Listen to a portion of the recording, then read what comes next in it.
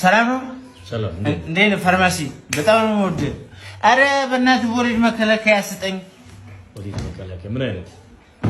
እቺንና እኔን ትጠይቀኛለህ እንደ ጭራሽ።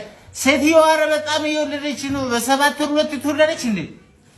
እኔ እሷም እሷ አይሆንም ለእኔ ልወጋ እንወጋ። ኧረ እቺንና አትስቅብኛለህ። ኧረ በጣም ጎበል ነህ። አሁን እኮ እስካሁን እኮ 19 ልጅ አለኝ። መውለድ እኮ በጣም ጥሩ ነው። ምን ወልጄ ማስረክብ መሰለህ እንዴ? ምን እቺንና ወለድ ጥሩ ነው።